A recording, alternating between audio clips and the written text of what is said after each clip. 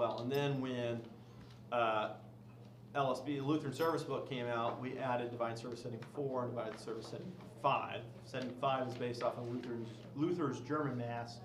Setting 4, I've been told it's one of the versions of Luther's German Mass. That doesn't seem to line up. I think it's just kind of a new service. But anyway, they all have public confession and absolution as a part of them. I know it's a bit out of topic, but these two, Vatican I, Vatican II, Mm-hmm. I've been hearing these two terms quite a bit here lately. Yeah.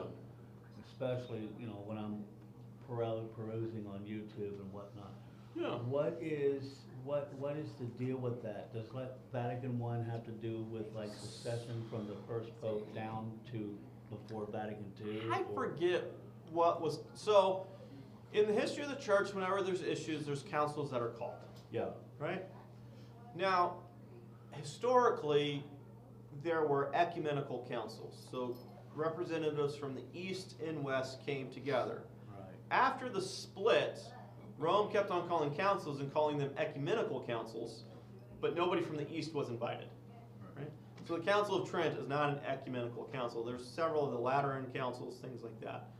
I don't know everything that was covered in Vatican I. I got to be honest about that. But that was a council that happened there. In the I think it was the 1970s, 71, 72, something like that, there was the Second Vatican Council called. 62 to 65. Never mind, 62 to 65, all right? 62 to 65. There was a Second Vatican Council called. And out of this council, so this was just Rome, they came up with the new 3-year lectionary.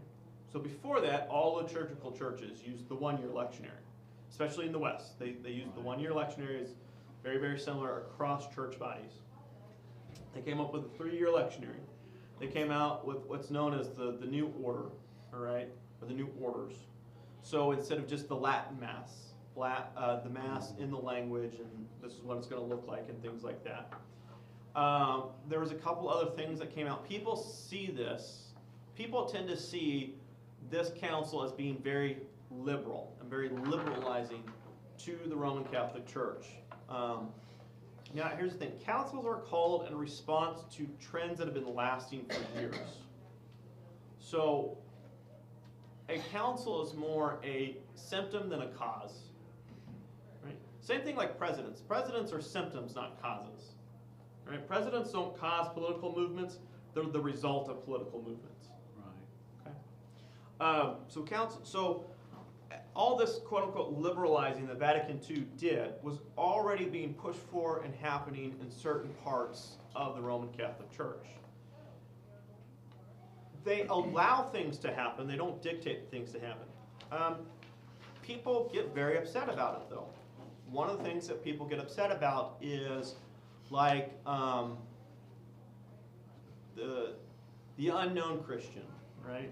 Somebody who lives a good life and dies, but doesn't know Christ, still goes to heaven. And this is why the previous pope told the atheist child, was your dad a good dad? Okay, well then you're going to see him in heaven, right? People flipped out about it, right? All he's doing is reiterating Vatican II. All Vatican II is doing is reiterating 1900 years of Catholic doctrine that says the same thing. This is one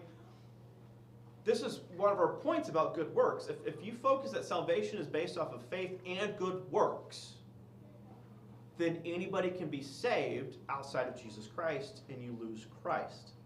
So, but the thing about it is Vatican II was explicit about that.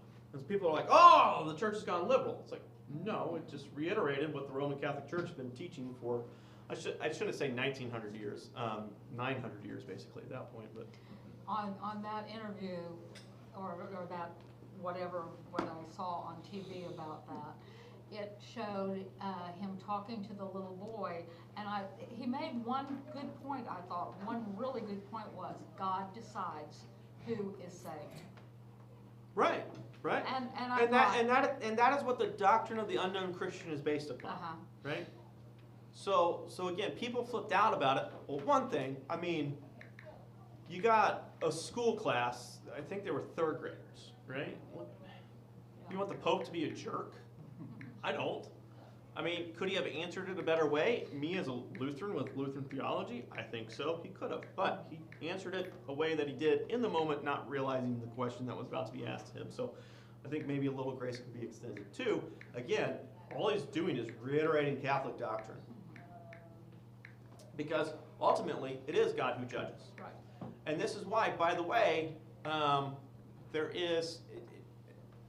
people have critiqued our funeral service, which is, again, based off of the Roman funeral service, because it doesn't forcefully declare the person in heaven, right? We commend them to God, right?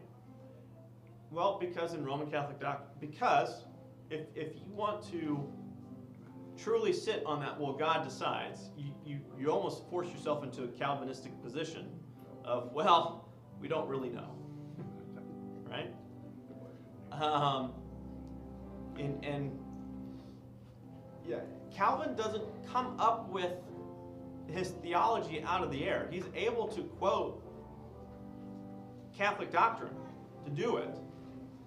By the way, for double predestination. In the same way, we don't come up with our doctrines out of thin air. We can quote church fathers as well. We can quote the scripture as well. So again, so Vatican II. A lot of conservative Catholics today hate Vatican II, and they want to see it overthrown. And whatever Pope was elected, I think this is where I get 70-72 from. Whatever Pope was elected there, they have declared that the seat has been vacant since then because they have been liberal popes that have not overthrown Vatican II since then. There is a whole section of the Catholic Church that declares the seat vacant, sede vacantus, something like that is what it's called. Which is funny because it's like, okay, so the seat's vacant, but you're in communion with the Holy See of Rome? Like, explain this one to me. And then also, it's like, well, you're Protestant, you want to understand, you guys make yourselves your own Pope. I was like, you just declared him not the Pope! Like, does that not make you the Pope? The logical fallacies or inconsistencies are great with that. So, anyway. It was Pope John the 23rd by my AI overview. So. Okay. Yeah. So, I think people will argue one way or another whether Vatican II was liberalizing or not of the Roman Catholic Church. Again, these things are results of stuff that's already going on. Councils are results of things that are already going on. One thing that I think, and it's going on in all the churches, love. Everything is love. Yeah. And so this Pope that was elected and the last Pope are known for their love. Yeah. And so everybody is going bonkers over. Which is great. Like, so I'm on vacation, right? The new Pope comes out, and I see people on the left and on the right melting down within 15 minutes, right? People on the right are melting down. Oh, he tweeted mean things about J.D. Vance.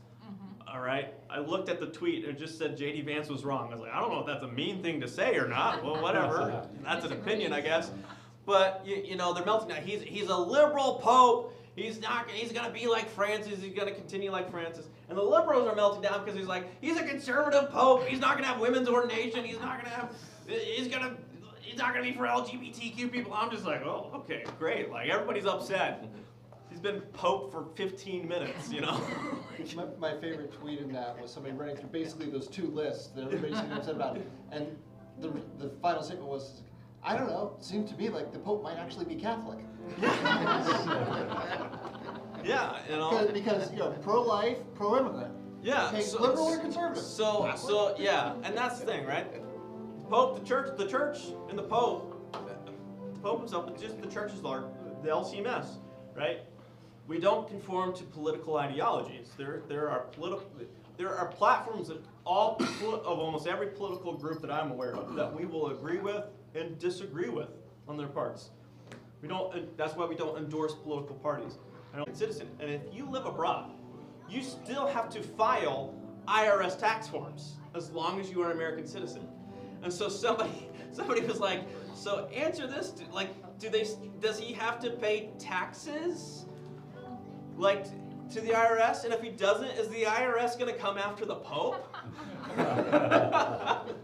You know, like, does he have to prove that no income came from the United States? Like, some fascinating questions here. We also tax income earned overseas. So yeah, but the thing about it is he's also the head of a sovereign state. Vatican City is its own nation, so he's a United States citizen who is also the head of a sovereign state.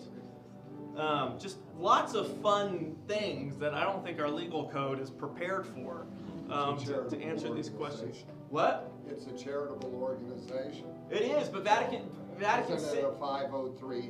The Roman Catholic churches, but I still have to pay income taxes. This is a 501c3. I still have to pay income taxes, right? I still have That's to. not right. I still have to pay Social Security, right? except you get to pay both halves of it. I do get to pay both. I am doubly blessed. So yeah. And again, he's the head of a sovereign nation. I mean, this would be like the Prime Minister of Canada also being a United States citizen. How do you figure that one out? Or the Queen of England, right? Or I guess it's the King now. Does he pay Peru income tax? Yeah. He's Yeah. a naturalized, He's like, a remember, he's citizen. a naturalized citizen of Peru. Right. Is what Oh, No, very they fun. have three Okay. citizenships. Jeez, He's Louise. got 3 charges against him now. Oh, this podcast gets more and more. At this point, do you just like write in your paperwork of like however to renounce your citizenship? I think that's the easy answer here, but yeah. But Just, if you are a naturalized citizen of another country, do you remain a citizen of your first country? Yes. It depends. Depends on the It law. depends on the citizenship. It depends. It's a dual In the US. Like, So you United can be US States- and Canada or US and UK, but there are other countries that the US won't can't. allow it, and Yeah. vice versa. So. yeah. So, yeah, and for the U.S., usually you have to have a parent or only some. A lot of countries allow dual citizenship or so. Or triple, or, Well, I mean, he's going to be triple now. Like, yeah. just fun stuff here. Yeah, we're citizens of heaven, perhaps. Yeah. So, anyway, I do have some Bible verses here. So, Daniel 9.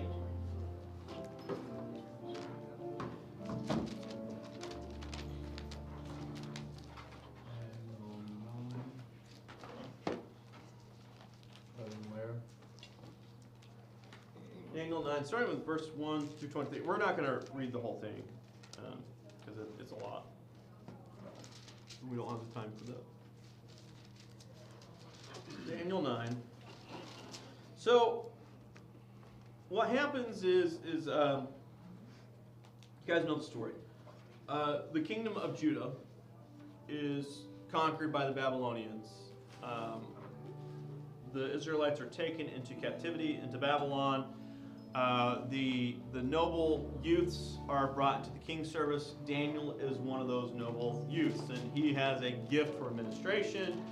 He's got also a gift for interpretation, a couple other things as well.